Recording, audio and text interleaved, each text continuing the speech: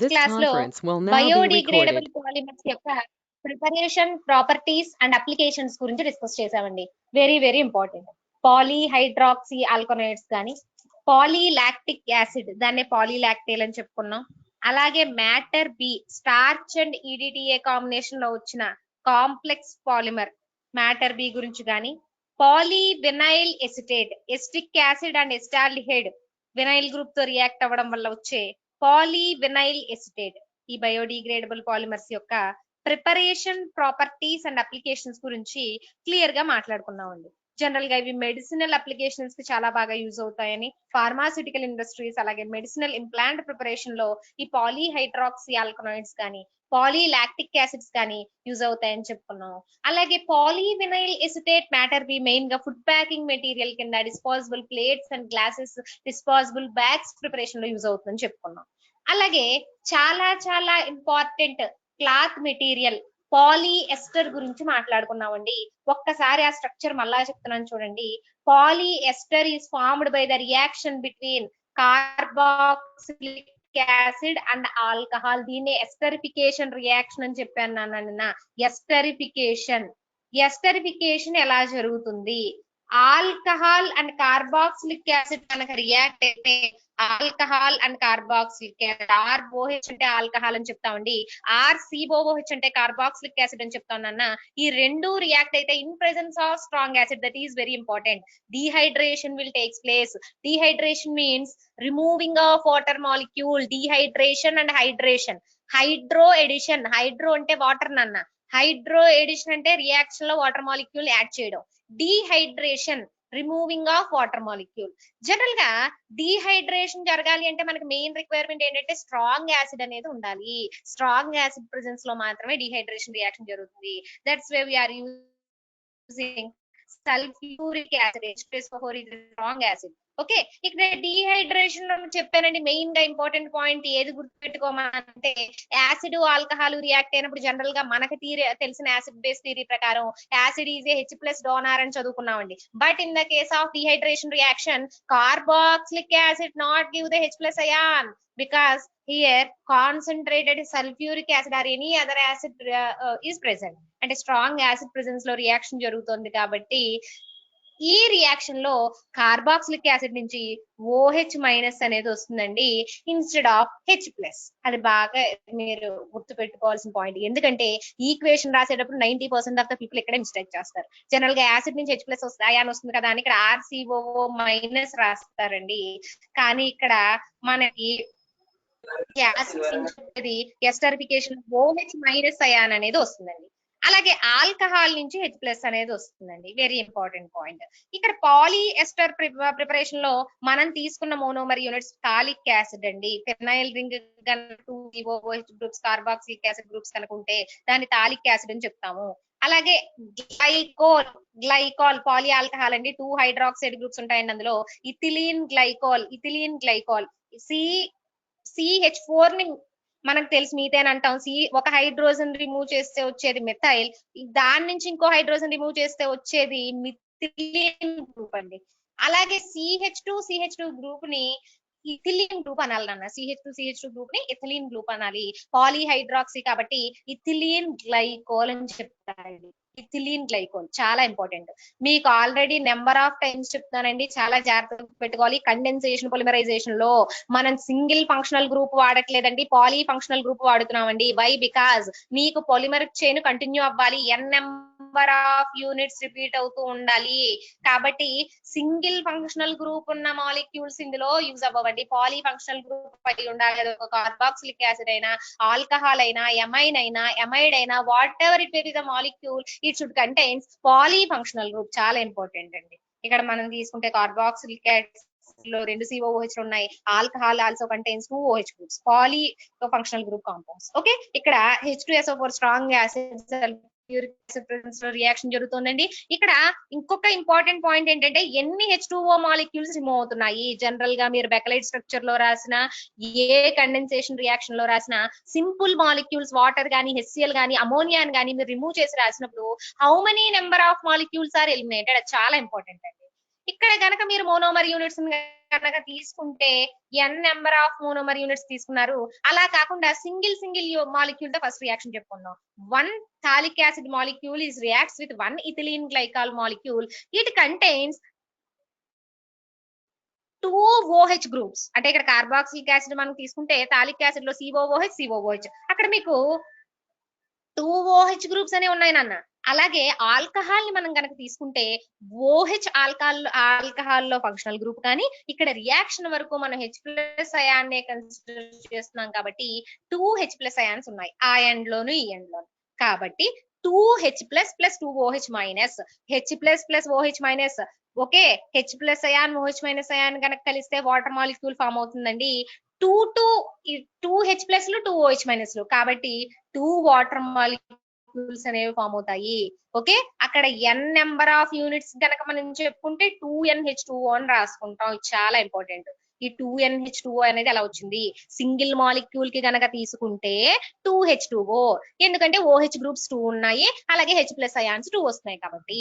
అలాగే మనం n number of molecules కనుక చెప్పుకుంటే NH2O, కాబట్టి 2NH2O.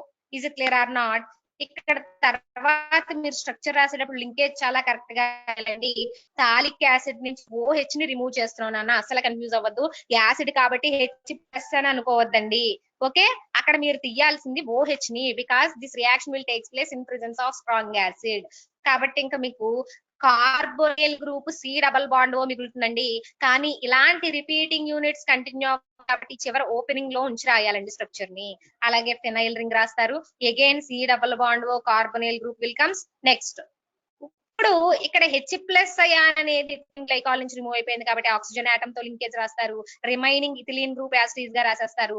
అలాగే ఇథిలీన్ గ్లైకాల్ లో H+ అయాన్ రిమూవ్ అయింది కాబట్టి రిమైనింగ్ ఆక్సిజన్ ఆటమ్ రాసి ఈ ఎండ్ ఓపెన్ చేసి పెట్టాలి. అంటే ఇలాంటి రిపీటింగ్ యూనిట్స్ దాంట్లో ఇలాంటి n number of units repeat అవుతూ ఉంటాయి కాబట్టి కింద సఫిక్స్ లో n అనేది రాయడం జరుగుతుంది. This is about polyester. మనం క్లాత్ లో పాలిస్టర్ అని కామన్ లాంగ్వేజ్ లో వాడే పాలిఎస్టర్ ప్రిపరేషన్ ఇదన్న. జనరల్ గా క్లాత్ మెటీరియల్స్ లో, okay, and next packing bags, high strength bag preparation లో ఈ పాలిఎస్టర్ ని ఎక్కువ వాడతారండి. టెక్స్టైల్ ఇండస్ట్రీలో మనం యూజ్ చేసే పాలిఎస్టర్ యొక్క ఈక్వేషన్ ఇదండి. ఓకే, సో పాలిఎస్టర్ తో పాటు అంతే ఇంపార్టెంట్ ఉన్న కండెన్స్డ్ పాలిమర్ నైలాన్ 66 అండి. మనం వింటూ ఉంటాం నైలాన్. క్లాత్ లో ఇవన్నీ వెరైటీస్ అన్న, కాటన్, పాలిస్టర్, నైలాన్. అంటే ఇప్పుడు మనం యూజ్ చేసే డైలీ యూసేజ్ లో ఉన్న క్లాత్ మెటీరియల్స్ ఏవేంటో చూడండి, అన్ని పాలిమర్సే. పాలిమర్స్ ఎక్కడో లేవండి. మనం యూజ్ చేసే ప్లాస్టిక్ గానీ, టెఫ్లాన్ గానీ, చైర్ గానీ, స్విచ్ బోర్డ్ గానీ, కూంబ్ గానీ, ఒక బ్రష్ గానీ, everything is a polymer, everything is a plastic material. మీరు అలా డైలీ లైఫ్ లో అప్లికేషన్స్ పెట్టుకున్నప్పుడే ఏది ఎక్కడ యూజ్ అవుతుందని మీకు అర్థం అవుతుందండి. ఇంకా టెక్స్టైల్ విషయానికి వస్తే పాలిస్టర్, నైలాన్ ఈ రెండు కూడా సింథటిక్ పాలిమర్స్ అండి. సింథటిక్ కండెన్స్డ్ పాలిమర్స్ అంటే ల్యాబ్ లో మనం కెమికల్ రియాక్షన్స్ ద్వారా ఈ క్లాత్ ని ప్రొడ్యూస్ చేస్తున్నాం. అంటే ఇప్పుడు పాలిస్టర్ ప్రిపరేషన్ లో ఇలా పాలీకార్బాక్సిలిక్ యాసిడ్ ని ఒక పాలీ ఆల్కహాల్ ని రియాక్ట్ చేస్తే దీన్ని పాలిఎస్టర్ అని ఎందుకన్నారు? పాలిస్టర్. ఇక్కడ చూడండి RCOR లింకేజ్ రిపీట్ అవుతుంది కాబట్టి పాలిఎస్టర్ అన్నారు నన్ను. దీన్ని దాన్నే మనం కామన్ లాంగ్వేజ్ లో పాలిస్టర్ చేసాం. ఓకే, పాలిఎస్టర్ RCOR ఎస్టర్ గ్రూప్ మనకు తెలుసు కదండి. RCOR లింకేజ్ రిపీట్ అవుతుంది కాబట్టి దీన్ని పాలీ అంటే n number of units, many units. A units ఉన్నాయి ఇందులో? ఎస్టర్ యూనిట్స్ ఉన్నాయి. RCOR యూనిట్స్ అనేవి ఉన్నాయి కాబట్టి దీన్ని పాలిఎస్టర్ అనేసి అనడం జరిగిందండి. ఇది పాలిస్టర్ గురించి చాలా ఇంపార్టెంట్ అన్న. ఎగ్జామ్ లో షార్ట్ క్వశ్చన్ లో అడుగుతున్నాడు. ఎలా అడుగుతున్నాడంటే what is condensation polymerization, write the preparation and properties of nylon 66, polyester అని అడుగుతున్నాడండి. కండెన్సేషన్ పొలిమరైజేషన్ గురించి అడిగి ఈ polyester and nylon 66 preparation properties and applications exam లో రాయమని అడుగుతున్నాడు. అప్పుడు మీరు నీట్ గా polyester a type of polymer? Condensed polymer. It is a synthetic condensed polymer అని రాయాలి. ఎందుకంటే ల్యాబ్ లో కెమికల్ రియాక్షన్స్ ద్వారా ప్రిపేర్ చేస్తున్నాం, ఇది నేచురల్ గా దొరకదు కాబట్టి. నెక్స్ట్ అందులో ఉన్న మోనోమర్స్ ఏంటో రాయాలి. Phthalic acid and ethylene glycol అని నీట్ గా రాస్తారు.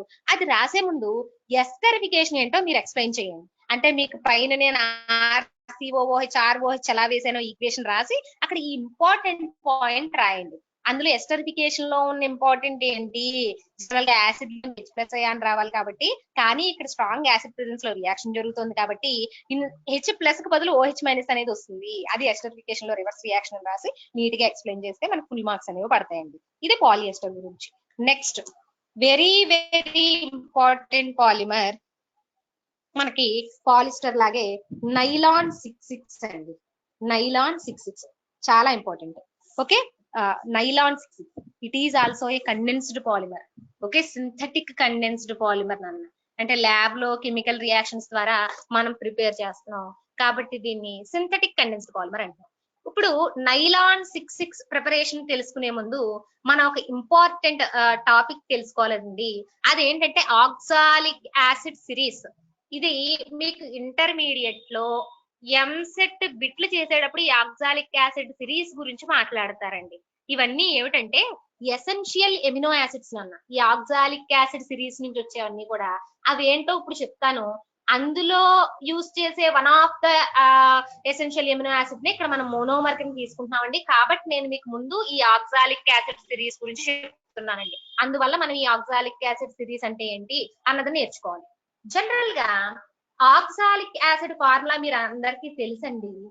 COOH అండి. రెండు COOH గ్రూపులు గనక కార్బన్ కి మధ్య సింగిల్ బాండ్ తో కనెక్ట్ అయి ఉంటే దాన్ని ఆక్సాలిక్ యాసిడ్ అని చెప్తారండి. ఓకే, C2H2O4 అని మీరు దీని ఫార్ములా కూడా చదువుకున్నారండి. రెండు కార్బాక్సిలిక్ యాసిడ్ గ్రూప్స్, మధ్యలో ఇంక ఇంటర్మీడియట్ ఆటమ్స్ ఏవి ఉండవండి. Only 2 carboxylic acid group. Carboxylic acid groups అంటే COOH ఆక్సాలిక్ యాసిడ్. ఇక్కడ మీకు ఒక చిన్న ట్రిక్ చెప్తానండి. ఆక్సాలిక్ యాసిడ్ లో స్టార్టింగ్ లెటర్ ఏంటన్నా ఓ కదా. ఓని ఏమనుకుంటారంటే మీరు 0 కింద కన్సిడర్ చేయండి. ఇక్కడ 0 అని ఎందుకు అనమన్నానో నెక్స్ట్ మీకు చెప్తాను. నెక్స్ట్ ఈ ఆక్సాలిక్ యాసిడ్ సిరీస్ లో 6 యాసిడ్స్ వస్తాయండి. అక్కడ దానికి మీకు షార్ట్ కీవర్డ్ ఏం రాశానంటే OMS గ్యాప్ అని రాశానండి. దీన్ని జనరల్ గా మీకు ఇంటర్మీడియట్ లో ఈ ట్రిక్ చెప్పే ఉంటారు. Oh my search good apples అని గుర్తుపెట్టుకోమంటారు. Oh my search good apples అని ఒక షార్ట్ నోట్ కింద మనం మర్చిపోతాం కాబట్టి ఆక్సాలిక్ యాసిడ్ సిరీస్ ని oh my search good apples అని గుర్తుపెట్టుకోమంటారు నన్ను. OMS gap. ఓకే, ఇది షార్ట్ వర్డ్ అండి, ఇలా గుర్తుపెట్టుకోండి. ఈ ఆక్సాలిక్ యాసిడ్ సిరీస్ లో చాలా ఇంపార్టెంట్ అన్న, జాగ్రత్తగా వినాలి. ఈ ఆక్సాలిక్ యాసిడ్ సిరీస్ లో వచ్చే యాసిడ్స్ ఏవి అంటే first oxalic acid, second one malonic acid, third one succinic acid. Okay, next glutamic acid, adipic acid, pyruvic acid అండి. ఈ ఆక్సాలిక్ యాసిడ్ లో వచ్చే సిరీస్ ఇవి. ఎందుకు మేడం వీటన్నిటిని ఒక చోట చేర్చాం? ఈ ఆక్సాలిక్ యాసిడ్ ని గానీ, మెలోనిక్ యాసిడ్ ని గానీ, సక్సినిక్ యాసిడ్ ని గానీ, గ్లూటామిక్ యాసిడ్ ని గానీ, ఎడిపిక్ యాసిడ్ ని గానీ, పైరవిక్ యాసిడ్ ని గానీ ముందే చెప్పానండి, these are all essential amino acids. Okay, very good. మన ప్రోటీన్ సింథసిస్ లో, మెటబాలిజం లో ఇన్వాల్వ్ అవుతాయి. ఓకే, కానీ ఒక చోట ఎందుకు చేర్చి చెప్తున్నాం? మనకున్న 24 ఎసెన్షియల్ ఎమినో యాసిడ్స్ ని కూడా ఇక్కడ మరి చెప్పట్లేదు కదా. ఈ ఎందుకు వీటినే తీసుకోవాలి అంటే ఇవి మెథిలీన్ గ్రూప్ తో ఉన్న ఎమినో యాసిడ్స్ అండి. చాలా ఇంపార్టెంట్. మిథిలీన్ గ్రూప్ అటాచ్ అయ్యున్న ఎమినో యాసిడ్ సిరీస్ కాబట్టి వీటన్నిటిని ఒక చోట చేర్చి మాట్లాడుకుంటున్నామండి. ఇందాక చెప్పాను మిథిలీన్ గ్రూప్ అంటే CH2 గ్రూప్ అనుకున్నామండి. మిథిలీన్ గ్రూప్ అంటే CH2 గ్రూప్. ఇందాక మీకు ఆక్సాలిక్ యాసిడ్ లో ఓన్లీ 0 కింద గుర్తుపెట్టుకోమన్నాను. ఎందుకు అంటే హియర్ 0 నెంబర్ ఆఫ్ మెథిలీన్ గ్రూప్స్. ఇక్కడ మెథిలీన్ గ్రూప్ ఉండదండి. Only COOH and COOH dicarboxylic acid group మాత్రమే కార్బన్ కి మధ్య సింగిల్ బాండ్ తో కనెక్ట్ అయి ఉంటుందండి. Okay, so oxalic acid structure లో అన్న. అదే మెలోనిక్ యాసిడ్ దగ్గరికి వస్తే 1 మిథిలీన్ గ్రూప్ ఉంటుందండి. COOH లింకేజ్ లో 1 గ్రూప్ వస్తుంది. అదే సక్సినిక్ యాసిడ్ దగ్గరికి వస్తే CH2 ట్వైస్ 2 మిథిలీన్ గ్రూప్స్ ఉంటాయి. గ్లూటామిక్ యాసిడ్ కి 3 మెథిలీన్ గ్రూప్స్ ఉంటాయండి. ఎడిపిక్ యాసిడ్ కి 4 మెథిలీన్ గ్రూప్స్ వస్తాయన్న. అదే పైరవిక్ యాసిడ్ కి 5 మెథిలీన్ గ్రూప్స్ వస్తాయి. అందువల్ల వీటిని ఒక ఆర్డర్ లో OMS గ్యాప్, గుడ్ యాపిల్స్ అనే షార్ట్ నోట్ తో గుర్తుపెట్టుకోవాలి. OMS gap oxalic acid, malonic acid, succinic acid, glutamic acid, adipic acid, pyruvic acid. ఇవన్నీ కూడా ఒక ఆర్డర్ లో వచ్చే ఎమినో యాసిడ్స్ అండి. ఎందుకు దీన్ని ఇక్కడ మనం తీసుకున్నాం? ఇది ఎందుకు తీసుకున్నాము అంటే నైలాన్ 6,6 ప్రిపరేషన్ లో ఈ 6 లో ఒక్కొక్క CH2 మిథిలీన్ గ్రూప్ తో ఉన్న కార్బాక్సిలిక్ యాసిడ్ ని మనం ఇక్కడ మోనోమర్ కింద యూజ్ చేస్తామండి. One of the acid is used in the preparation of nylon 6,6. కాబట్టి ఈ OMS గ్యాప్ గురించి మీకు చెప్పాను నన్ను. ఎందుకంటే నేను డైరెక్ట్ గా దాని పేరు చెప్తే దానికి ఆరిజిన్ ఎక్కడి నుంచి వచ్చిందో మీకు తెలియదు. మీ గనక ఇలా మీరు నేర్చుకున్నారు అంటే గుర్తు పెట్టుకుంటారు. OMS gap, oh my search good apples. O అంటే zero CH2 groups. Oxalic acid చాలా ఇంపార్టెంట్ అన్న. టైట్రేషన్స్ లో జనరల్ గా రిడాక్స్ టైట్రేషన్స్ అన్ని కూడా ఆక్సాలిక్ యాసిడ్ తో చేస్తాం. రిడాక్స్ టైట్రేషన్స్ అన్ని కూడా ఆక్సాలిక్ యాసిడ్ తో చేస్తాం. Because it is a good oxidizing agent. Oxalic acid is a good oxidizing agent. Okay, దానికి ఉన్న ఆక్సిడేషన్ ప్రాపర్ అంటే పక్క ఎలిమెంట్ ని ఈజీగా ఆక్సిడైజ్ చేయగలదు, ఇది రెడ్యూస్ అవ్వగలదు. అలా ఉంటే దీన్ని ఆక్సిడైజింగ్ ఏజెంట్ అంటారండి. Oxalic acid is a good oxidizing agent. కాబట్టి రిడాక్స్ టైట్రేషన్స్ అన్ని కూడా మీకు ల్యాబ్ లో ఆక్సాలిక్ యాసిడ్ KMnO4 టైట్రేషన్ కూడా ఉందండి. Oxalic acid KMnO4 experiment redox titration already మీ కెమిస్ట్రీ ల్యాబ్ లో మీరు చేస్తారు. ఓకే, ఆక్సాలిక్ యాసిడ్ ని యూజ్ చేసి. Okay, next malonic acid. 1 CH2 group ఉంటే దాన్ని మెలోనిక్ యాసిడ్ అంటాం. 2 CH2 గ్రూప్స్ ఉంటే దాన్ని సక్సినిక్ యాసిడ్ అంటాం. 3 ఉంటే గ్లూటామిక్ యాసిడ్, 4 ఉంటే ఎడిపిక్ యాసిడ్, 5 ఉంటే పైరువిక్ యాసిడ్. మీకు ఈ సిరీస్ గుర్తు రావాలి అంటే వెంటనే గుర్తొచ్చేయాలన్న OMS gap, oh my search good apples. Okay, oxalic acid, malonic acid, succinic acid, glutamic acid, adipic acid, pyruvic acid ఇలా నోటికి రావాలి. Next structure. ఇది ఎప్పుడైతే వచ్చిందో మీకు ఈ స్ట్రక్చర్ ఈజీగా వచ్చేస్తుందండి. ఇది ఏం బట్టి పట్టాల్సిన అవసరం లేదు. ఆక్సాలిక్ యాసిడ్ 0, డైకార్బాక్సిలిక్ యాసిడ్ అన్నాను కాబట్టి COOH లింకేజ్, కార్బన్ కి మధ్య సింగిల్ బాండ్ పెడతారు. అదే మెలోనిక్ యాసిడ్ కి వచ్చేసరికి 1 CH2 గ్రూప్ COOH మధ్య పెడతారు. నెక్స్ట్ సక్సినిక్ యాసిడ్ దగ్గరికి వచ్చేసరికి 2 CH2 గ్రూప్స్ ని పెడతాం. ఓకే, గ్లూటామిక్ దగ్గరికి వచ్చేసరికి 3, ఎడిపిక్ దగ్గరికి వచ్చేసరికి 4 అండ్ పైరువిక్ దగ్గరికి వచ్చేసరికి 5. అంటే కళ్ళు మూసుకుని స్ట్రక్చర్ రాయొచ్చు ఇలా గనక ప్రాక్టీస్ చేసుకుంటే. ఈ ఆక్సాలిక్ యాసిడ్ సిరీస్ ని నేను ఇప్పుడు ఏదైతే ట్రిక్ చెప్పానో దీన్ని యూజ్ చేసి మీరు ప్రాక్టీస్ చేస్తే వెంటనే కన్ఫ్యూజ్ అవ్వకుండా స్ట్రక్చర్ ని రాస్తారు. Is it clear or not? Oxalic acid series అందరికీ అర్థమైందనన్నా?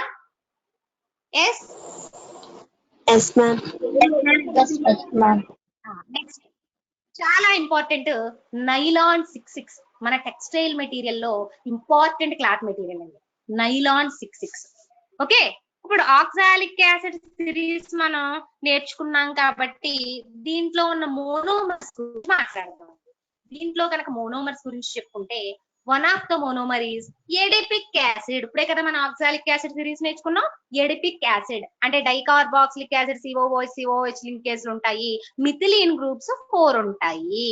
OMS గ్యాప్ లో ఇది 5th పొజిషన్ లో ఉంది కాబట్టి 4 మిథిలీన్ గ్రూప్స్ CH2 లింకేజ్ లో 4 వస్తాయని మనం గుర్తుపెట్టుకోవాలి. Adipic acid is the one of the monomer for the preparation of nylon 6,6. And another monomer is hexamethylene diamine. Hexamethylene ఇందులో కూడా మళ్ళీ CH2 లింకేజే వచ్చిందండి. హెక్సామిథిలీన్, హెక్సా అంటే 6 నాన్న. ఐయుపాక్ నామిక్లేచర్ లో మనం నెంబరింగ్ నేర్చుకున్నాం. Penta 5, tetra 4. Okay, hexa means 6 CH2 groups. Diamine, amine అంటే NH2 గ్రూప్ నాన్న.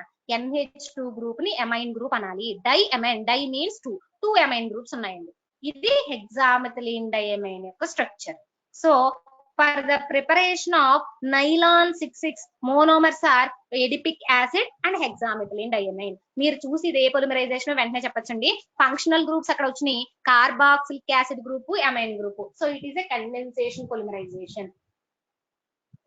ఎప్పుడైతే అక్కడ ఫంక్షనల్ గ్రూప్ అని మాట్లాడుతున్నామో definitely it is a condensation polymerisation. Okay, this is also A dehydration reaction. This is also A dehydration reaction. Dehydration అంటే water molecule అనేది eliminate అవ్వాలి. Okay, ఇక్కడ కూడా ఎస్టరిఫికేషన్ కి ఏ ప్రిన్సిపల్ అయితే వాడారో అదే దీనికి అప్లికబుల్ అవుతుందండి. అంటే జనరల్ గా మనకి ఇందాకటి నుంచి చెప్తున్నాను, కార్బాక్సిలిక్ యాసిడ్ కాబట్టి H+ అయాన్ రావాలి. మీరు ఒకటే గుర్తుపెట్టుకోండి, కార్బాక్సిలిక్ యాసిడ్ అయినప్పటికీ రియాక్షన్ ఏజెంట్స్ లో కాన్సన్ట్రేటెడ్ యాసిడ్ కనుక ఉన్నప్పుడు ఆ రియాక్షన్ లో యాసిడ్ నుంచి H+ అయాన్ అనేది రాదు. ఎందుకంటే దానికన్నా స్ట్రాంగ్ యాసిడ్ అక్కడ రియాక్షన్ లో ఉంది. కాబట్టి OH మైనస్ అయాన్ మాత్రమే బయటికి వస్తుంది. అది ఎస్టరిఫికేషన్ గురించి చెప్పుకున్నా, రిమైనింగ్ కండెన్సేషన్ గురించి మాట్లాడుకున్నా ఈ రూల్ మటుకు అప్లికబుల్ అవుతుంది. ఇది చాలా ఇంపార్టెంట్ గా మనం గుర్తుపెట్టుకోవాల్సిన పాయింట్. ఓకే, సో ఇలా కనుక మనం చూసుకుంటే ఇందాక పాలిఎస్టర్ ప్రిపరేషన్ లో లాగే ఈ డైకార్బాక్సిలిక్ యాసిడ్ లోంచి OH మైనస్ అయాన్ అనేది బయటకు వస్తుంది.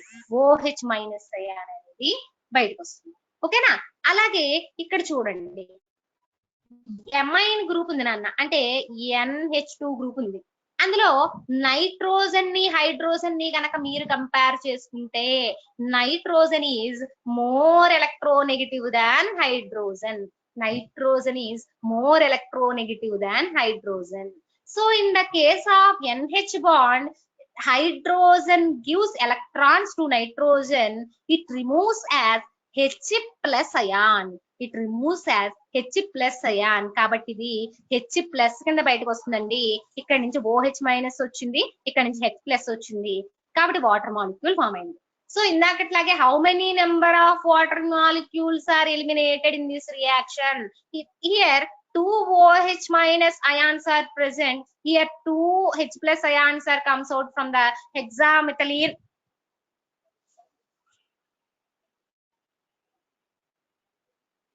Okay, hexamethylene diamine. ఇక్కడ మనకి 2 OH మైనస్ అయాన్స్ అనేవి ఎడిపిక్ యాసిడ్ నుంచి వస్తున్నాయండి.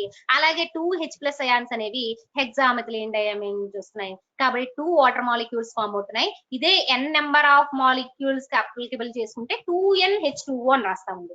2NH2O minus 2NH2O very important. తర్వాత స్ట్రక్చర్ రాసేటప్పుడు యాస్టీస్ గా నాన్న ఇక్కడ OH మైనస్ గ్రూప్ అనేది రిమూవ్ అవుతుంది కాబట్టి కార్బోనైల్ గ్రూప్ ని రాస్తారు. తర్వాత నెక్స్ట్ ఎడిపిక్ యాసిడ్ లో 4 మిథిలీన్ గ్రూప్స్ ఉన్నాయి కాబట్టి 4 మిథిలీన్ గ్రూప్స్ ఇక్కడ రాస్తున్నాం. అలాగే రిమైనింగ్ కార్బోనైల్ గ్రూప్ ని రాస్తాం. ఇక్కడ బాండ్ అనేది ఈ కార్బోనైల్ గ్రూప్ కి నైట్రోజన్ కి ఫామ్ అవుతుంది. హెక్సామెథిలీన్ డైమైన్ లో ఉన్న నైట్రోజన్ కి కార్బోనైల్ గ్రూప్ కి ఫామ్ అవుతుంది. NH2 లోంచి ఒక హైడ్రోజన్ రిమూవ్ అయింది కాబట్టి ఒక హైడ్రోజన్ నైట్రోజన్ తో ఇంకా బాండింగ్ లో ఉంటుంది. హెక్సామెథిలీన్ డైమైన్ లో హెక్సామెథిలీన్ గ్రూప్ 6 మిథిలీన్ గ్రూప్స్ ఉన్నాయి. అలాగే రిమైనింగ్ NH గ్రూప్ అనేది వస్తుంది. ఈ స్ట్రక్చర్ ని ఆ ఎండ్ ఈ ఎండ్ అంటే n number of repeating units కనుక రిపీట్ అవుతాయి కాబట్టి ఆ 2 ఎండ్స్ ఓపెన్ చేసి పెట్టాలి. ఇది nylon 66 condensed polymer. Okay, nylon 66 అనే ఫ్యాబ్రిక్ గురించి మనం మాట్లాడుతున్నాం అండి. క్లాత్ మెటీరియల్, ఇందులో monomer adipic acid and hexamethylene diamine. It is also a condensation polymerization and it is a dehydration reaction, so it will take place in presence of strong acid sulfuric acid. So in the case of this reaction, OH minus group removed from the edipic acid and H plus comes out from the hexamethylene diamine. 2 water molecules are eliminated in this reaction. So here we are writing as 2NH2O. కాబట్టి n number of molecules చెప్తున్నాం కాబట్టి 2NH2O. ఆ structure ఎలా వస్తుంది, condensation జరిగిన తర్వాత ఆ linkages జాగ్రత్తగా రాయాలి. Is clear or not? Nylon 66 అందరికి అర్థమైందండి? Is there any doubt?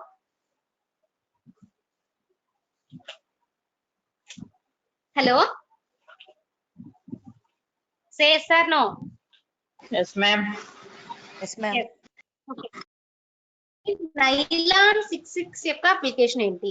General గా క్లాత్స్ ప్రిపరేషన్ లో వాడతారండి. అలాగే మనకి ప్యాకింగ్ మెటీరియల్ కింద వచ్చే బ్యాగ్స్, క్లాత్ బ్యాగ్స్ ఏవైతే ఉన్నాయో దీనికి స్ట్రెంత్ ఎక్కువ కాబట్టి ఆ బ్యాగ్స్ ప్రిపరేషన్ లో కూడా ఈ నైలాన్ 66 ని వాడతారండి. ఓకే, ఇది నైలాన్ 66 గురించి అన్న, అంటే పాలిఎస్టర్ అండ్ నైలాన్ 66 కండెన్సేషన్ పొలిమరైజేషన్ గురించి అడిగి మీకు ఈ రెండు మాలిక్యూల్స్ ని, ఆ పాలిమర్స్ ని ఎక్స్ప్లెయిన్ చేయమని అడుగుతాడు. కండెన్సేషన్ పొలిమరైజేషన్ ద్వారా వచ్చే పాలిమర్స్ కాబట్టి. Okay, polyester and nylon 66.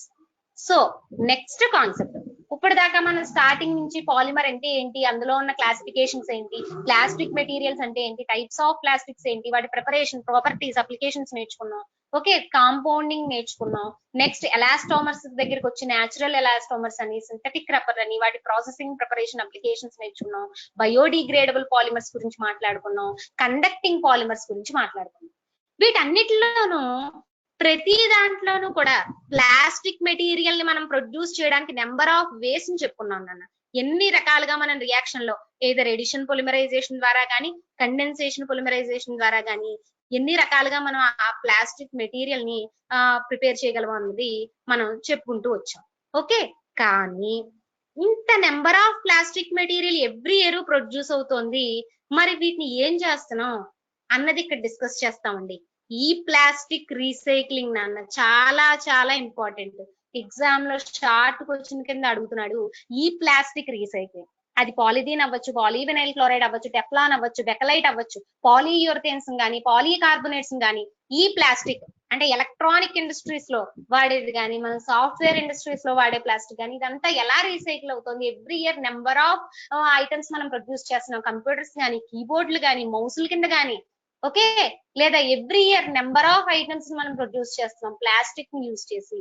మరి జనరల్ గా ఒక క్యాలిక్యులేషన్ ప్రకారం వరల్డ్ వైడ్ ఎవ్రీ ఇయర్ కూడా 55 మిలియన్ టన్స్ ఆఫ్ ఈ ప్లాస్టిక్ అనేది ప్రొడ్యూస్ అవుతుందండి. 55 మిలియన్ టన్స్. ఎందుకంటే యూసేజ్ పెరిగిందండి, నెంబర్ ఆఫ్ యూసేజ్. ప్రతి ఒక్కళ్ళ ఇంట్లో ఇప్పుడు కంప్యూటర్ ఉంటుంది, ప్రతి ఒక్కళ్ళు ఎలక్ట్రానిక్ గాడ్జెట్స్ యూజ్ చేస్తున్నాం మనకి దాంట్లో వచ్చే అప్లికేషన్స్ వల్ల. కాబట్టి దాని లైఫ్ టైం అయిపోయిన తర్వాత దాన్ని ఏం చేస్తున్నాం? మనం ఎవరో ఒకరికి రీసేల్ చేసేస్తాం, లేదా దాన్ని ఎక్స్చేంజ్ చేస్తాం. అదంతా ఏమవుతుంది? ప్లాస్టిక్ వేస్టేజ్ కింద అక్యుములేట్ అవుతుంది. ఇయర్ కి జనరల్ గా 55 మిలియన్ టన్స్ ఆఫ్ ఈ ప్లాస్టిక్. ఇక్కడ వచ్చే మెయిన్ ప్రాబ్లం ఏంటంటే నాన్న, అది రెజిన్ కింద ఉన్నంత వరకు అది పాలిథీన్ కిందో, పాలీవినైల్ క్లోరైడ్ కిందో, బెకలైట్ కిందో, ఆ టెఫ్లాన్ కిందో ఉంటుంది ఆ స్కెలిటన్ స్ట్రక్చర్. కానీ దాన్ని ఆ సర్టెన్ ఐటెం కింద మార్చేటప్పుడు, ఒక చైర్ కిందో లేకపోతే ఒక కీబోర్డ్ కిందో ఒక మౌస్ కిందో మనం మార్చేటప్పుడు మౌల్డింగ్ టెక్నిక్ లో అంటే కాంపౌండింగ్ టెక్నిక్ లో మనం పిల్లర్స్ కింద కానీ స్టెబిలైజర్స్ కింద కానీ డిఫరెంట్ కెమికల్స్ ని యాడ్ చేస్తున్నాం. దాని స్ట్రెంగ్త్ ని, అదర్ ప్రాపర్టీ, ప్లాస్టిసిటీని, వీటన్నిటిని ఇంక్రీజ్ చేయడానికి. అలా యాడ్ చేసినప్పుడు మెయిన్ గా మనం లెడ్, కాడ్మియం, బెరీలియం అనేది అందులో ఉండిపోతుందండి. లెడ్, కాడ్మియం, బెరీలియం చాలా ఇంపార్టెంట్ అండి. They are highly carcinogenic materials. Lead and cadmium carcinogenic అంటే క్యాన్సర్ కాజింగ్ మెటీరియల్. ఏ సబ్స్టెన్సెస్ వల్ల మనకి క్యాన్సర్ వస్తుందో వాటిని కార్సినోజెనిక్ మెటీరియల్ అంటారండి. ఈ లెడ్ కి కాడ్మియం అండ్ బెరీలియం వీటికి కార్సినోజెనిక్, టాక్సిసిటీ అని చెప్తాం. ఈ టాక్సిక్ నేచర్ లో ఉంటాయి, టాక్సిసిటీ అనేది ఎక్కువ.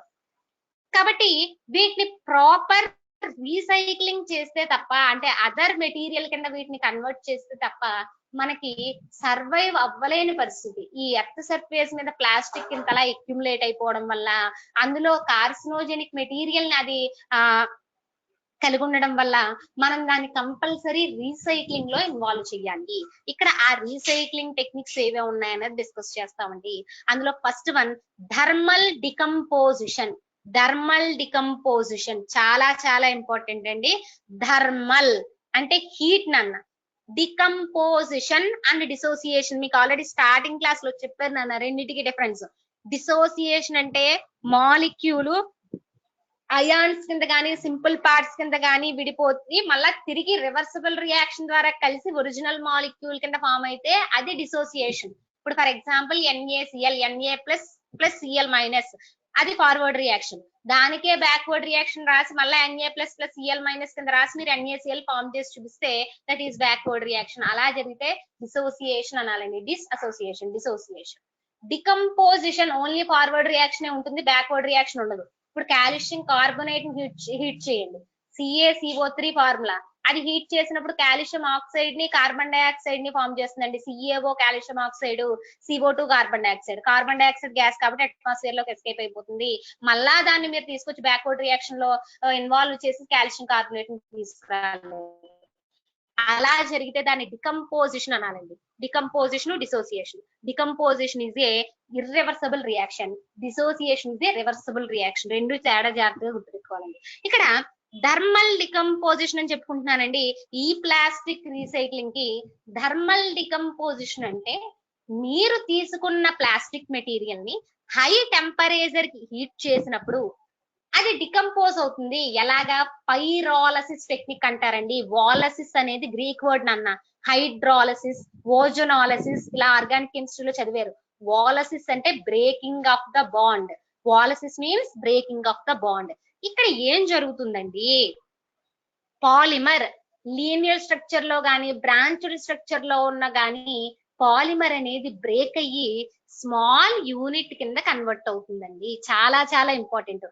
ఆ లార్జ్ స్ట్రక్చర్ అనేది బ్రేక్ అయ్యి, అంటే ఇప్పుడు చూడండి మనం వేసుకున్న చైన్ లో లింకులు ఎలా ఉంటాయి, చిన్న చిన్న లింకులతో కలిసి ఎలా పెద్ద స్ట్రక్చర్ కింద వస్తుంది. అది ఈచ్ లింక్ ని సెపరేట్ చేస్తుంది అన్నమాట.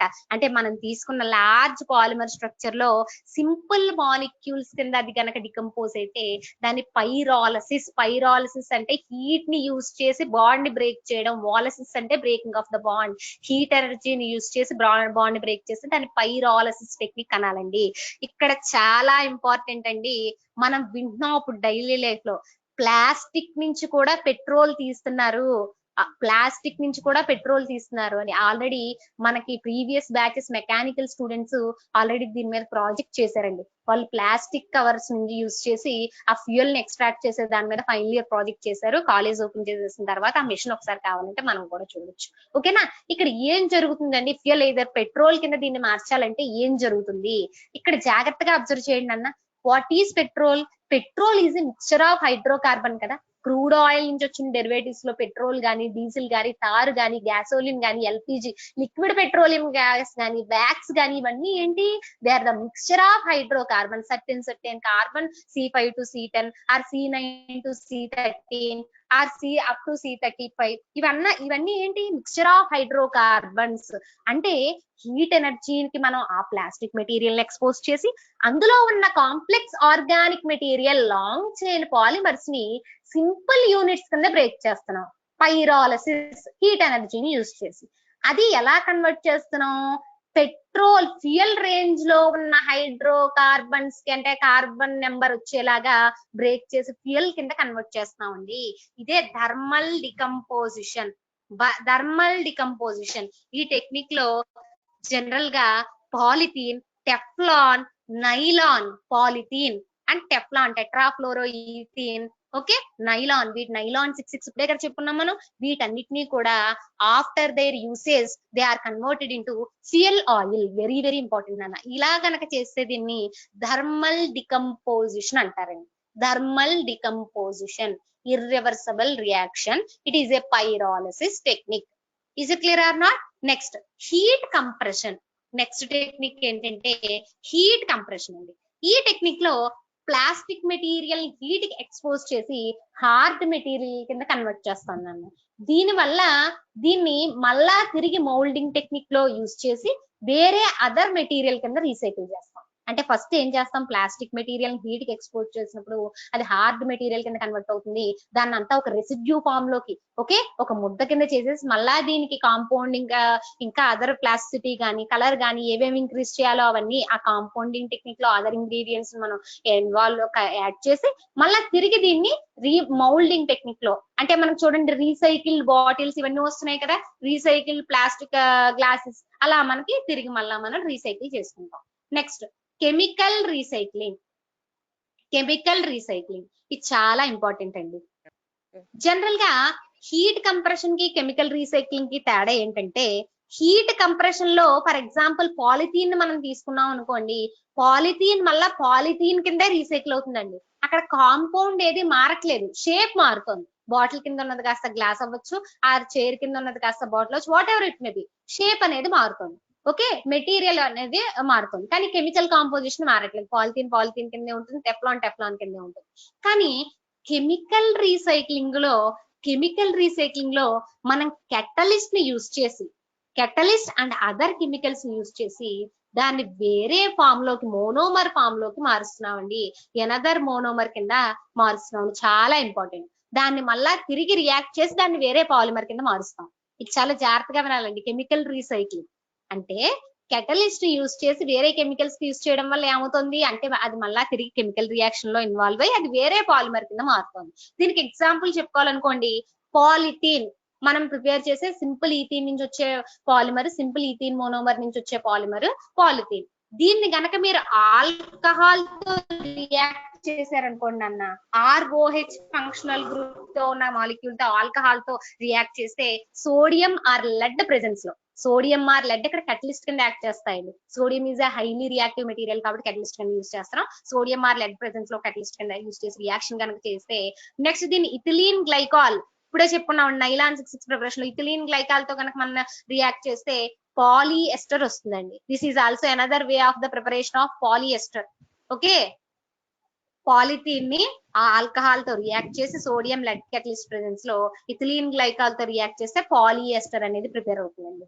అంటే ఒక పాలిమర్ ని మనం కెటలిస్ట్ ని అదర్ కెమికల్స్ ని యూజ్ చేసి అనదర్ పాలిమర్ కింద మార్చాం. మనం పాలిథీన్ ఆల్రెడీ వాడేసామండి, మనం ఇంకా రీసైకిల్ చేసినా మన దగ్గర ఎక్సెస్ పాలిథీన్ ఉంది, పాలిథీన్ తో మనకు పర్లేదు, వేరే పాలిమర్ కావాలి. కాబట్టి ఏం చేస్తాం, కెటలిస్ట్ కండిషన్స్ ని, రియాక్షన్ కండిషన్స్ ని, దానికి యాడ్ చేయాల్సిన అదర్ కెమికల్స్ ని చూసుకుని ఓకే ఈ రియాక్షన్ దీనికి వర్క్ అవుతుందా లేదా, ఈ మెకానిజం లో ప్రొడక్ట్ వస్తుందా లేదా అన్నది మనం సెట్ చేసుకుని ప్రిపేర్ చేస్తాం. దీనివల్ల అడ్వాంటేజ్ ఏంటంటే ఆల్రెడీ అది పాలిమర్ కింద ప్రిపేర్ అయ్యింది కదా, అంటే మనం జస్ట్ కండిషన్స్ అదర్ కెమికల్స్ మారిస్తే ఈజీగా రియాక్షన్ అయ్యే ప్రొడక్ట్ వస్తుంది కదా, అంటే కాస్ట్ అనేది తగ్గుతుందండి.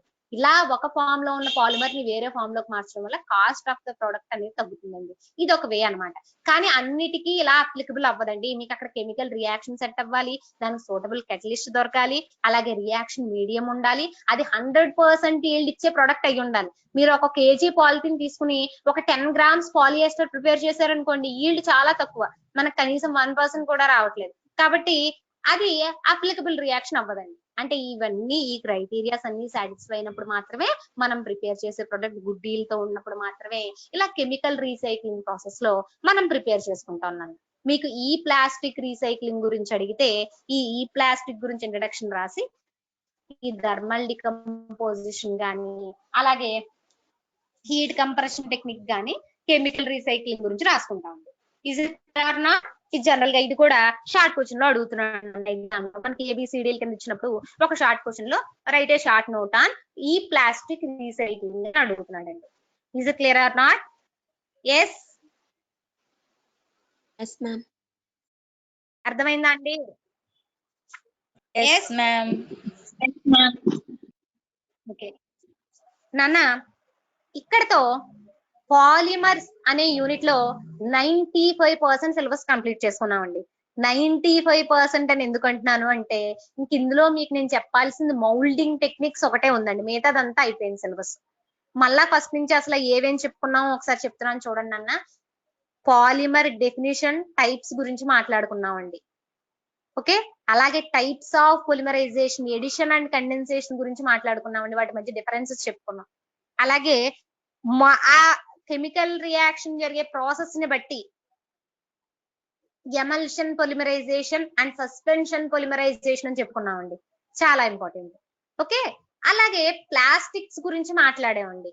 పాలిథీన్ గానీ, పాలీవినైల్ క్లోరైడ్ గానీ, టెఫ్లాన్ గానీ, బెకలైట్ గానీ, పాలీకార్బోనేట్స్ కానీ, పాలీయూరథేన్స్ కానీ, ప్లాస్టిక్స్, ఎడిషన్ ప్లాస్టిక్స్ అంటే thermoplastics, thermosetting plastics, condensation polymerization ద్వారా వచ్చేవి థర్మోసెట్టింగ్ ప్లాస్టిక్స్.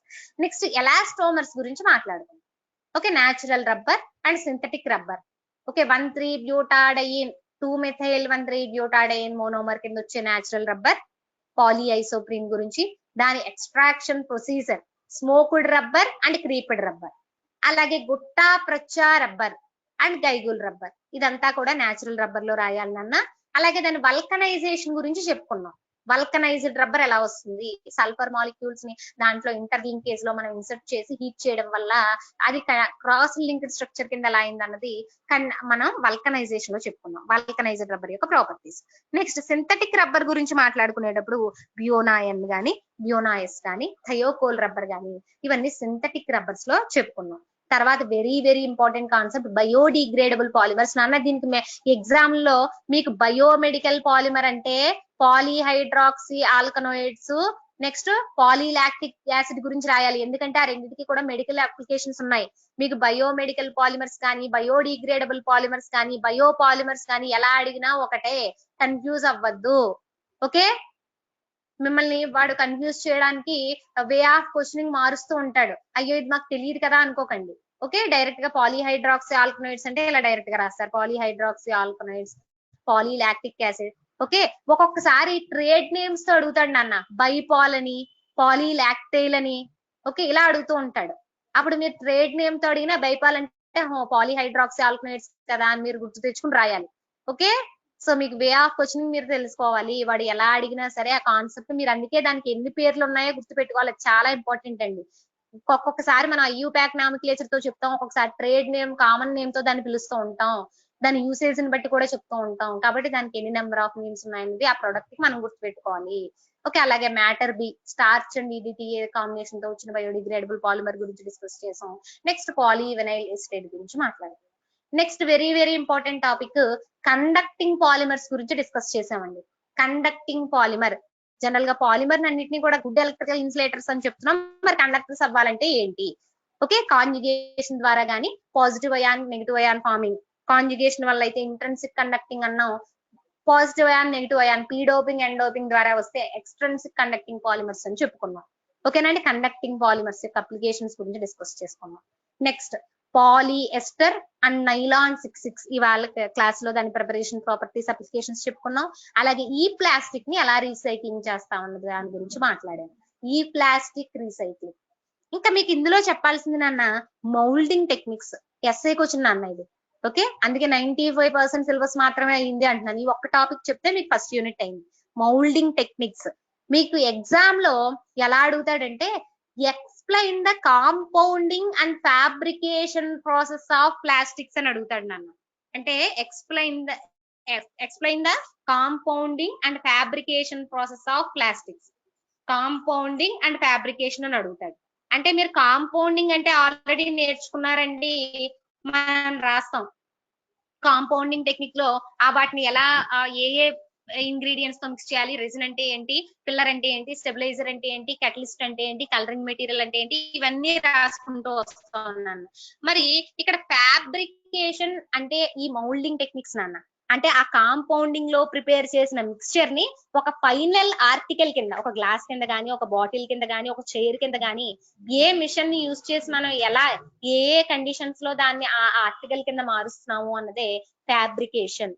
మౌల్డింగ్ టెక్నిక్స్ చాలా ఇంపార్టెంట్ నాన్న. సింపుల్ ఇది. యాక్చువల్ గా నేను మీకు ఆ డయాగ్రామ్స్ ని యూజ్ చేసి వీడియో యూజ్ చేసి చెప్తాను, ఎందుకంటే అలా అయితే మీకు బాగా అర్థం అవుతుంది. ఓకేనా? కాబట్టి ఈ టాపిక్ నేను ఇప్పుడు మీకు చెప్పట్లేదండి, నేను మీకు మండే ఆర్ ట్యూస్డే చెప్తాను అన్నమాట. ఓకేనా? దానికి పీపీటీ ద్వారా గానీ లేదా కొంచెం డయాగ్రామ్స్ ఉంటాయి నీట్ గాను, మీకు ఆ డయాగ్రామ్ అర్థమైపోతే ఓన్ గా రాసేయచ్చు కాన్సెప్ట్, అందులో ఏం ఉండదండి. ఓకే, అక్కడ ఏ కండిషన్స్ ని ప్రెజరా హీటా ఏమేమి అప్లై చేసి చేస్తున్నాము, ఆ మౌల్డెడ్ ఆర్టికల్ యొక్క షేప్ ఎలా ఉంటుంది, ఏ టెక్నిక్ లో ఏ కండిషన్స్ యూజ్ చేస్తున్నాం అనేది మీరు గుర్తుపెట్టుకుంటే చాలండి. కంప్రెషన్ మౌల్డింగ్ అని ఇలా డిఫరెంట్ టెక్నిక్స్ ఉంటాయండి. ఓకేనండి, ఆ మౌల్డింగ్ టెక్నిక్స్ లో మనం దాని గురించి మాట్లాడదాం. ఇంకా ఫస్ట్ యూనిట్ కంప్లీట్ చేసుకుంటే second unit electrochemistry and corrosion అండి. చాలా important electrochemistry and corrosion. Okay, ఇది డిస్కస్ చేసే ముందర మీరు చెయ్యాల్సిన పని ఏంటంటే, ఆల్రెడీ రేపు మీకు సండే కాబట్టి ఈ పాలిమర్ మీకు ఫ్యాబ్రికేషన్ మౌల్డింగ్ టెక్నిక్స్ లో ఈక్వేషన్స్ ఏమీ ఉండవండి, ఓన్లీ డయాగ్రాము దానికి సంబంధించిన మ్యాటర్ రాస్తారు అంతే. ఓకేనా? కాబట్టి ఫస్ట్ యూనిట్ కి సంబంధించి ఈక్వేషన్ పార్ట్ అంతా అయిపోయింది నన్ను. మీరు నెంబర్ ఆఫ్ ఈక్వేషన్స్ కనుక కౌంట్ చేసుకుంటే ఇప్పుడే నేను చెప్తున్నానండి, ప్లాస్టిక్ నుంచి 6 వస్తాయి నన్ను. Polythene, polyvinyl chloride, Teflon, Bakelite, polyurethanes, polycarbonates. Okay, 6 వస్తాయండి మీకు. అలాగే మీరు గనక ఆ రబ్బర్ ఎలాస్టోమర్స్ లో తీసుకుంటే న్యాచురల్ రబ్బర్ వస్తుందండి. అలాగే వల్కనైజేషన్, బ్యూనాయన్, బ్యూనాయస్, థయోకోల్ అంటే 6 + 5 11 వచ్చినాయండి. నెక్స్ట్ బయోడిగ్రేడబుల్ పాలిమర్స్ లో 4 స్ట్రక్చర్స్ వస్తాయండి. ఈక్వేషన్స్ కాదండి, స్ట్రక్చర్స్ అండి. ఆ మాలిక్యూల్ స్ట్రక్చర్ వేయాలి, 4 వస్తాయండి. అంటే 6 + 5 + 4 అంటే ఎంత అయింది? 11 + 4 15 అయింది అక్కడికి. ఓకేనా? అలాగే కండక్టింగ్ పాలిమర్స్ లో మీకు ఇంట్రెన్సిక్ కండక్టర్ లో కాంజుగేషన్ రాసేది ఒకటి, నెక్స్ట్ ఎక్స్ట్రెన్సిక్ కండక్టర్స్ లో పీ డోపింగ్ ఎల్ డోపింగ్ అంటే 3 15 + 3 18 వచ్చినాయండి అక్కడికి. ఓకేనా అండి? ఇంకా పాలిఎస్టర్, నైలాన్ 66 అంటే మొత్తం ఎన్ని అయినాయండి? Total how many are there? 20 అంటే ఈ 20 మీరు నాకు ఏం చేయాలి అంటే ఈచ్ వన్ 10 టైమ్స్ అండి.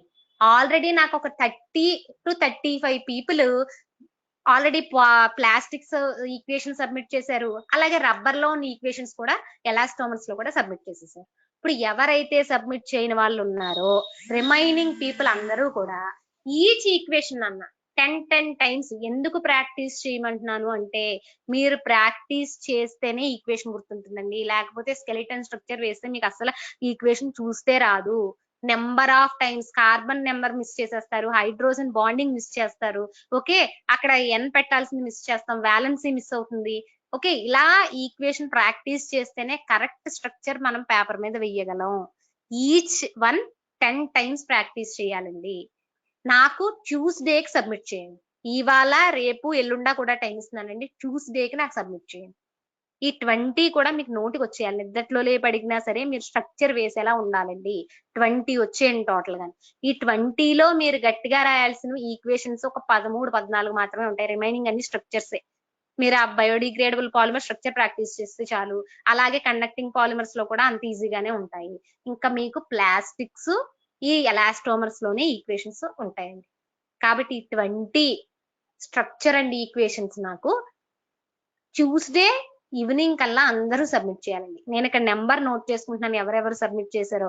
షీట్స్ కానీ రిమైనింగ్ ప్రాక్టీస్ ఈక్వేషన్స్ కానీ డైలీ నాకు మీరు వాట్సాప్ లో పెట్టేయండి.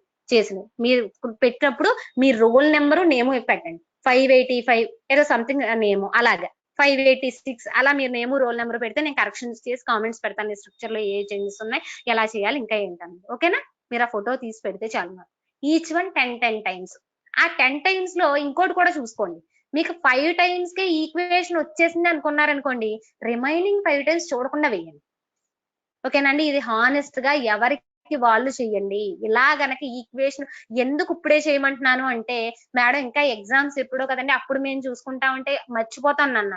నేను ఇవాళ చెప్పిన మెకానిజం ఈక్వేషన్ ప్రాక్టీస్ చేస్తే ఇవాళే ఈ బాండ్ ఎలా బ్రేక్ అవుతోంది, ఈ రియాక్షన్ కండిషన్ లో ఉన్న స్పెషల్ టైప్ ఏంటి, OH మైనస్ ఎందుకు రిమూవ్ అవుతోంది, H+ ఎందుకు ఇన్వాల్వ్ అవ్వట్లేదు, ఇవన్నీ గుర్తు చేసుకుంటూ మనం చేస్తాం.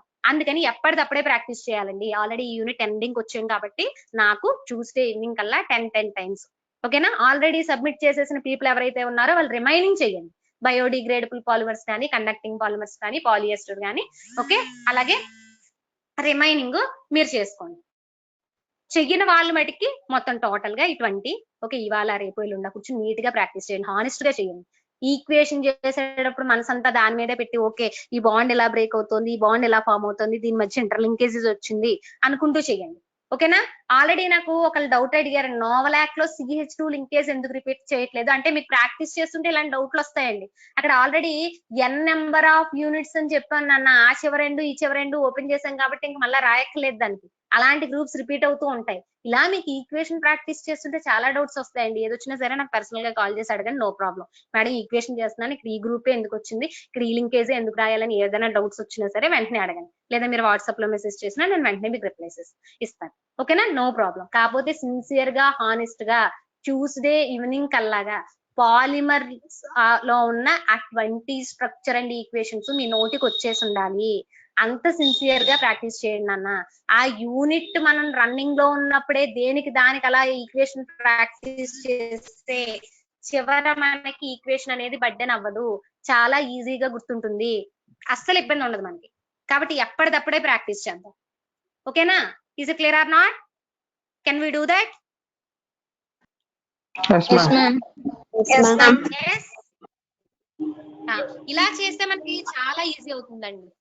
లాస్ట్ లో మనం అసలు కన్ఫ్యూజ్ అవ్వకుండా కళ్ళు మూసుకుని ఎగ్జామ్ రాయొచ్చు. అప్పుడు కెమిస్ట్రీ ఎగ్జామ్ అంటే మనకు భయం కూడా ఉండదు.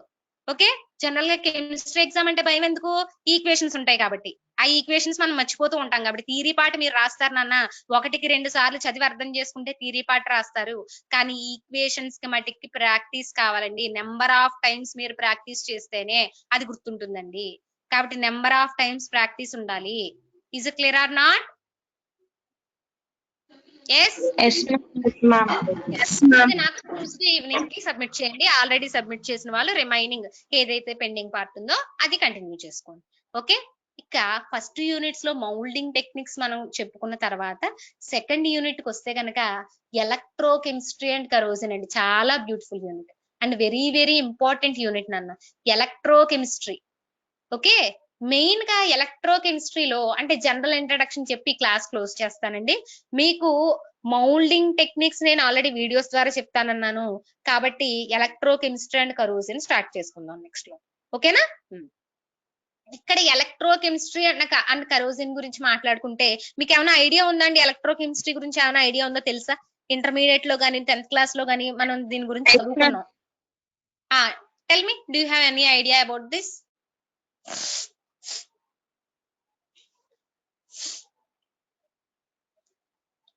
What is electrochemistry?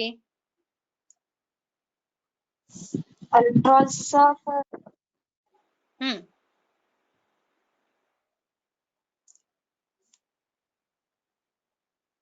అమ్మా చెప్పండి, whether it is right are wrong. మీరు కాన్ఫిడెంట్ గా చెప్పండి. ఫస్ట్ మీకు ఆ స్కిల్ రావాలి. 582 tell me what is electrochemistry? Chemical compounds నుంచి ఎలక్ట్రిక్ కరెంట్ పాస్ చేస్తే దాని మీద వచ్చే ఫినామినా బేస్ చేసుకుని ఎలక్ట్రోకెమిస్ట్రీని డిఫైన్ చేశారు. Very good, some what is right, very good. ఇక్కడ నాన్న ఎలక్ట్రోకెమిస్ట్రీలో జరిగే ప్రాసెస్లు రెండే అన్న. అసలు మనం కన్ఫ్యూజ్ అవ్వక్కర్లేదు. మొత్తం ఈ యూనిట్ మనం ఎంత డెప్త్ గా చదువుకున్నా, దీని అప్లికేషన్స్ మనం ఎంత చదివినా రెండే రకాలుగా మొత్తం ఈ కాన్సెప్ట్ అంతా వర్క్ చేస్తుంది. ఏంటి అంటే how electricity is produced by chemical reactions. అంటే కెమికల్ రియాక్షన్స్ ద్వారా ఎలక్ట్రిసిటీని ఎలా ప్రొడ్యూస్ చేయగలం, or how chemical reactions will takes place with the use of electricity. ఎలక్ట్రిసిటీని యూజ్ చేసి నార్మల్ కండిషన్ లో జరగని కెమికల్ రియాక్షన్స్ ని ఎలా జరిపించవచ్చు. మొత్తం మీరు ఎలక్ట్రోకెమిస్ట్రీ తీసుకోండి అన్న, అయితే కెమికల్ రియాక్షన్స్ ద్వారా ఎలక్ట్రిసిటీ ప్రొడ్యూస్ అవుతుంది, లేదా ఎలక్ట్రిసిటీ వల్ల కెమికల్ రియాక్షన్ జరుగుతుంది. ఈ రెండే విషయాలు అందులో ఉంటాయి. మీరు అది గాల్వానిక్ సెల్ అనండి, ఎలక్ట్రోలైటిక్ సెల్ అనండి, ఎలక్ట్రోకెమికల్ సెల్ అనండి, ఒక ప్రైమరీ బ్యాటరీ అనండి, సెకండరీ బ్యాటరీ అనండి, లేదా ఫ్యూయల్ సెల్ అనండి, ఒక ఎలక్ట్రోడ్ అనండి, కంబైన్ గ్లాస్ ఎలక్ట్రోడ్ గానీ హైడ్రోజన్ ఎలక్ట్రోడ్ గానీ ఏం మాట్లాడినా ఇందులో ఏదో ఒక కేసు సాటిస్ఫై అవుతుంది. అందులో ఈ రెండు గనక మీకు జాగ్రత్తగా అర్థమైతే ఎలక్ట్రోకెమిస్ట్రీ చాలా బ్యూటిఫుల్ యూనిట్ అండి. మీకు ఎందుకు ఇంపార్టెంట్ అని చెప్తున్నానంటే, ఒక సర్క్యూట్ ప్రిపేర్ చేయాలని, ఒక సెన్సార్ చేయాలని, ఏదైనా దాని వర్కింగ్ ఎలా జరుగుతోంది అంటే, ఒక బ్యాటరీ ఎలా వర్క్ అవుతుంది, ఒక ఫ్యూయల్ సెల్ ఎలా వర్క్ అవుతుంది, ఇదంతా మనకు తెలియాలి అంటే ఎలక్ట్రోకెమిస్ట్రీని బేస్ చేసుకునేనన్నా. దీనికి కంటిన్యూషన్ కరోజిన్ అండి. ఎలక్ట్రోకెమిస్ట్రీ బాగా అర్థమైతే కరోజిన్ లో కూడా ఎలక్ట్రోకెమికల్ రియాక్షన్ జరుగుతుందండి, ఆక్సిడేషన్. ఇది అర్థమైతే అది అర్థం అవుతుంది. రెండు ఇంటర్లింకేజ్ అన్ని. యాక్చువల్ గా R13 R16 బ్యాచ్ కి వాళ్ళు చదువుకునేటప్పుడు 2 యూనిట్ల కింద ఉండేవి. ఎలక్ట్రోకెమిస్ట్రీ విడిగా, కరోజిన్ విడిగా ఉండేది. దాన్ని R19 కి వచ్చేసరికి కంబైన్ చేసి ఎలక్ట్రోకెమిస్ట్రీ అండ్ కరోజిన్ ఒక సింగిల్ యూనిట్ చేశారండి. Okay, electrochemistry and corrosion. Okay, so ఇక్కడ రెండు విషయాల గురించే మాట్లాడుకుంటాం. How chemical reactions takes place with the help of the electricity, or how electricity is generated by the chemical reactions. ఈ రెండు బాగా అర్థం అవ్వాలి. అంటే ఏ కెమికల్ రియాక్షన్స్ జరిగినప్పుడు ఎలక్ట్రిసిటీ అనేది ప్రొడ్యూస్ చేయొచ్చు, వేటిని అక్కడ చాలా ఇంపార్టెంట్ అన్న. మేడం ఎందుకండి ఎలక్ట్రిసిటీ యూజ్ చేసి చేయడం, మనకు బోల్డ్ కెటలిస్ట్లు ఉన్నాయి, సాల్వెంట్లు ఉన్నాయి, H2SO4 డిహైడ్రేషన్ అంటున్నాం, O3 యూజ్ చేస్తే ఓజోనాలిసిస్ అయ్యి ట్రైఓజోనైడ్ ఫామ్ అవుతుంది. ఇన్ని రియాక్షన్స్ ఉండగా ఎందుకు ఎలక్ట్రిసిటీ అండి అంటే, నార్మల్ కండిషన్స్ లో ఒక కెటలిస్ట్ వాడినా, ఒక సాల్వెంట్ వాడినా జరగని రియాక్షన్ ఏదైతే ఉందో అది ఎలక్ట్రిసిటీని పాస్ చేయడం వల్ల మనకు జరిగితే అది ఎలక్ట్రోకెమిస్ట్రీ కేసులో మనం చెప్తామండి. నార్మల్ కండిషన్స్ లో జరగని రియాక్షన్స్, ఒక ఎలక్ట్రిసిటీని పాస్ చేసి ఒక సెల్ ని ఫామ్ చేసి క్యాథోడ్ ని యానోడ్ ని ఫామ్ చేసి ఆ ఎలక్ట్రోలైట్ సిస్టమ్ లో పెట్టినప్పుడు కనుక ఆ కెమికల్ రియాక్షన్స్, ఓకే, అయోనైజేషన్ గానీ, డికంపోజిషన్ గానీ, డిసోసియేషన్ గానీ, ఆక్సిడేషన్ గానీ, రిడక్షన్ గానీ జరిగితే వాటిని అన్నిటినీ కూడా ఎలక్ట్రోకెమికల్ రియాక్షన్స్ అని చెప్తా ఉంది. ఇక్కడ ఎలక్ట్రోకెమిస్ట్రీకి హార్ట్ రెండే రియాక్షన్స్ అండి, ఆక్సిడేషన్, రిడక్షన్. అందుకే స్టార్టింగ్ క్లాస్ లో మీకు ఆక్సిడేషన్, రిడక్షన్ ఫండమెంటల్స్ చెప్పినప్పుడు నేను చెప్పాను, ఆక్సిడేషన్, రిడక్షన్ మొత్తం ఎలక్ట్రోకెమిస్ట్రీ లో జరిగే విదేనన్నా. మొత్తం రియాక్షన్స్ అన్ని కూడా ఒక హైడ్రేషన్, డీహైడ్రేషన్, ఓజోనాలిసిస్ ఇవన్నీ చెప్పం ఇక్కడ, ఓన్లీ ఆక్సిడేషన్, రిడక్షన్. ఎందుకు చెప్పం మేడం ఇక్కడ, అదేంటంటే హైడ్రేషన్, డిహైడ్రేషన్, ఓజోనాలిసిస్ ఇవన్నీ చెప్పరండి, ఇన్ని టైప్స్ ఆఫ్ రియాక్షన్స్ ఉన్నాయి కదా, ఎందుకు ఒక ఆక్సిడేషన్, రిడక్షన్ మనం పట్టు కూర్చోవడం ఎందుకు అంటే నాన్న, ఇక్కడ మొత్తం మన హీరో ఎలక్ట్రోకెమిస్ట్రీలో ఎవరు అంటే ఎలక్ట్రాన్స్ అండి. Either loss of electron, gain of electron. Loss of electron, gain of electron అనే మాట ఎప్పుడు వచ్చిందో అది ఆక్సిడేషన్, రిడక్షన్ రియాక్షన్ అవుతుందండి. కాబట్టి ఓన్లీ ఎలక్ట్రోకెమిస్ట్రీలో మనం మాట్లాడుకునే రియాక్షన్స్ రెండే రెండండి, ఆక్సిడేషన్, రిడక్షన్. ఆ రెండు ఎట్ ఎ టైం జరిగితే redox reaction. Okay, in a single chemical reaction both oxidation and reduction will takes place, it is called as redox reaction అని చెప్తా ఉంది. ఇంకా ఎలక్ట్రోకెమిస్ట్రీ లో మనకి ఇంకా అర్థం కావాలంటే ఆక్సిడైజింగ్ ఏజెంట్, రెడ్యూసింగ్ ఏజెంట్. ఇందాక ఆక్సాలిక్ యాసిడ్ KMnO4 అని మాట్లాడుకున్నాం కదా, ఆక్సిడైజింగ్ ఏజెంట్, రెడ్యూసింగ్ ఏజెంట్ గురించి తెలియాలండి. ఈ ఫండమెంటల్ కాన్సెప్ట్స్ కనుక మనకి బాగా అర్థమైతే రేపు పొద్దున్న నేను రియాక్షన్స్ చెప్పినప్పుడు మీకు కరెక్ట్ గా అర్థం అవుతాయి. మీరు రియాక్షన్ నేను వెయ్యగానే అక్కడ మీకు రియాక్షన్ వేసి చూపించగానే చెప్పేయాలి whether it is oxidation or reduction. అలా చెప్పాలి అంటే మీకు ఆక్సిడేషన్ రిడక్షన్ ఫినామినా కరెక్ట్ గా అర్థం అవ్వాలి.